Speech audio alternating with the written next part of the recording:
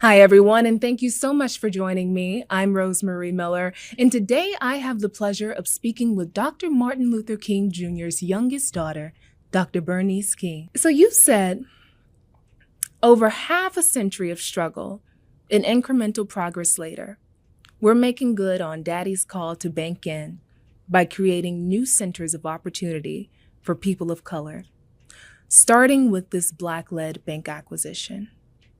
So I want to hone in on that over half a century of struggle and incremental progress.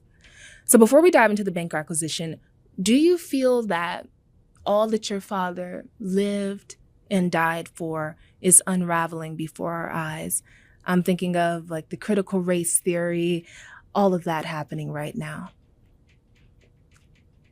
Yeah, I wouldn't use the word unraveling. I think everything goes through a testing and a proving time, and also a time of ensuring that people understand their responsibility to continue the freedom struggle. My mother said, "Struggle is a never-ending process. Freedom is never really won. You earn it and win it in every generation."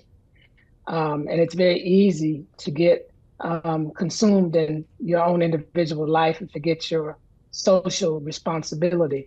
And so while it looks like it's unraveling because of many of the pieces of legislation that are being passed, particularly at the state level, I do believe that in the end, we're going to prevail. There may be a season where it will be challenged.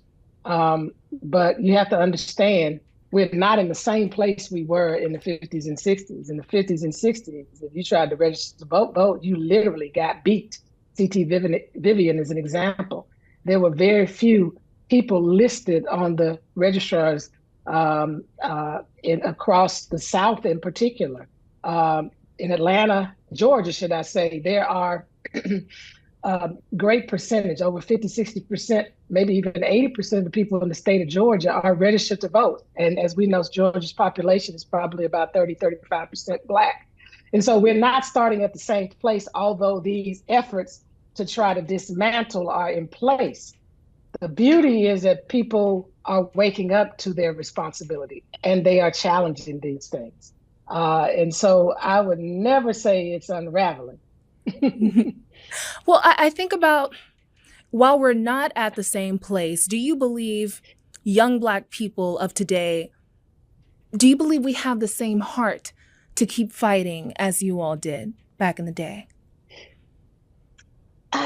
I think the passion is there, definitely. What I think is needed additionally is the connectivity to the movement before so that we can extract the valuable lessons from that movement and the blueprint that was utilized to bring about social change. This is not something, as Mother said, the struggle process is ongoing. It's long term. As my niece said, it's a marathon. This is something that we're going to be passing from generation to generation, and that means we need continuity. So connectivity to those who understood that movement and also just understanding and studying that movement is necessary. That's why we unveiled at the King Center an online Nonviolence 365 on learning, e-learning experience so that people all across the world can begin to study how did Dr. King dismantle segregation in the South. It didn't just happen by people holding up a protest sign or demonstrating, having their voice heard. They actually had strategies and tactics, not tactics, but strategies, and they had plans and they had training and education. A lot went into it.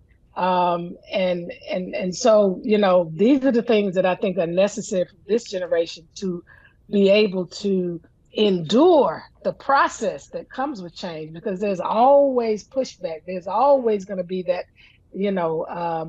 that backlash that occurs when you're trying to move forward. And I don't think this generation was prepared for the level of backlash. And that's why that movement, studying it is so important so that we can draw those, those important lessons and strength from those that came before. So I understand you're saying you all had strategies and plans. Is that what you think we're lacking these days? We don't have a strategy. We don't have a plan. I don't think that there are strategies and plans going into the efforts to address these systemic issues, these challenges, these social challenges in our society. I don't see that personally. So what about leaders? Do you think it's crucial to have leaders like your father at the forefront of these movements? I certainly think if there's not a leader, there needs to be a leadership protocol. There has to be a leadership protocol in order to be successful. Number one, I always remind people that movements consist of a lot of different parts. What people keep thinking movement is the people who are on the front line, protesting, demonstrating, etc. That's a part of movement, and it's a part of movement that hasn't been fully executed the way that Dr. King executed, because he tied it to strategy. Direct action was tied to creative tension. It was tied to negotiation.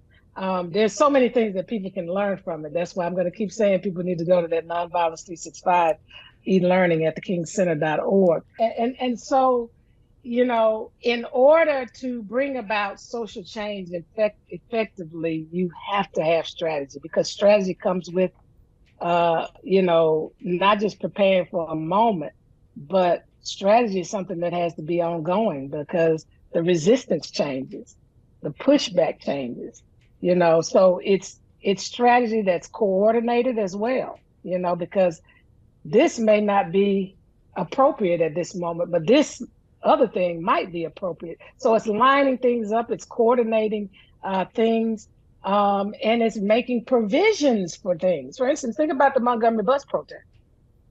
They would have been unsuccessful had they just boycotted the buses for a day and then immediately think about how we going to keep this going when we have people that got to get to work. We got to create a carpool.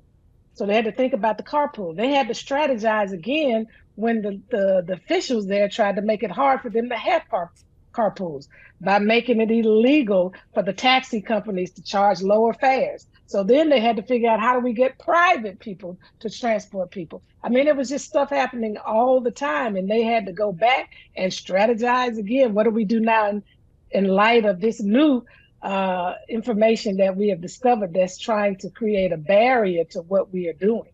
Mm-hmm.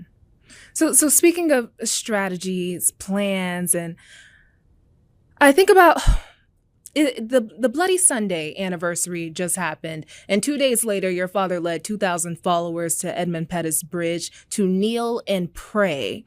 Was that part of his strategy? What was that? I think part of his strategy, one, was to let the nation know that these people were not alone, that they were tied to a greater movement. And he believed that by him calling those clergy persons across the nation, it would display to the nation it's not just about Black people, because, as you know, many white clergy persons came, one of whom was killed, James Reed, and then later on Viola Luisa, who was a housewife at the time and came from Michigan to participate in the later march that took place, where they did get past the law enforcement officials and got to the State House in Montgomery. And so, yes, I think he understood that. And he also knew he faced an injunction. And up until that point, he had never defied a federal injunction. And so they had to make sure, he wanted to make sure that injunction, it wasn't a federal injunction, it was another kind of injunction. He wanted to make sure that injunction was lifted before he put all of those people at risk. So yes, that was part of the strategy. I think it was, we got the attention of the media, let's do something to show a greater mass of people who are with this movement for voting rights. And through prayer. That makes me think, yes, and through prayer, definitely through prayer. Yeah. Do you think we need more of that, more of this? Lately, we don't see too much faith in politics. Do you think we need more of that? I mean, I do think of like Senator Raphael Warnock, and your father definitely paved the way for people like him. Do we need more of that in this country? Well, let me make it clear. It does not have to be a pastor, because as you know, faith is something that all of us who profess it in any way can exercise in society. So we do need more people who not only are people of faith, but people who ascribe to a way that reflects the nature and character of God. God is very compassionate. God cares about all people. God is not into harming, damaging, and destroying. And so I do think we have to have people who reflect that. I think that's who my father was. And he thought about the other. It wasn't just about what can I get out of it for me or even Black people. That we know that. That's why he's still revered around not only this nation but around the world. So yes, I do think that's important. And also, I believe firmly, just as a Christian, that when you follow faith principles, when you sincerely follow those faith principles and the things that God honors, like humility, like obedience, like love of all human beings, that God honors that, and his power comes to play in the work that you're doing. There are things that happen, that are just like, oh my God, this is just divine. How could this have happened? How did this occur? How did this shift? How did this suddenly change? I think it's because it's that super that's been put on the natural part of our humanity that brings about these kind of extraordinary results and outcomes. So how do you think God is going to work with this bank acquisition that you all have made history with, being the first African-American investors to buy out a white-owned, or should we just say a bank? How do you think God... You said a bank because we know that most banks are white, right? It's a bank, right? It's a bank. So, how do you think God is going to be supernatural in this situation for you? Well, I think it's already been happening. Give you a good example. About 21 years ago, I met a couple because I was I was a distributor for a nutraceutical company based in Salt Lake City, Utah. I met a couple there who are mega automobile dealers. They own several dealerships, not only in Utah, but in the West and a few over here on the East Coast. They are very revered and respected in Utah. They are part of the Mormon faith. As you know, the Mormon faith is headquartered in Salt Lake City. I met them. We were talking about doing business together. It didn't work out or materialize. And we kept in touch. The husband unfortunately passed during the pandemic from COVID. But I continued to stay in touch with the wife, and now her son, or their son, runs the business. So I have a wonderful relationship with them, and so suddenly Ashley and I are talking, and he's sharing his vision about, purchasing this bank and to create a Black bank. And I didn't know initially, as we were talking about it, where he was talking about it, he mentioned Salt Lake City. And I just kind of was quiet when he said it at the time. I mean, I don't think I revealed it to him initially, but I just made a note of that. And I not ironically, but through God's blink, it all comes together because they are a part of ensuring that people in Utah understand, that it's okay, it's safe, because that's difficult. When we're talking about transitioning from something that's majority white to majority Black, that's a difficult transition. But if you have friends, if that's what I call it, friends. I don't like allies, because allies say you coming to help me with my problem.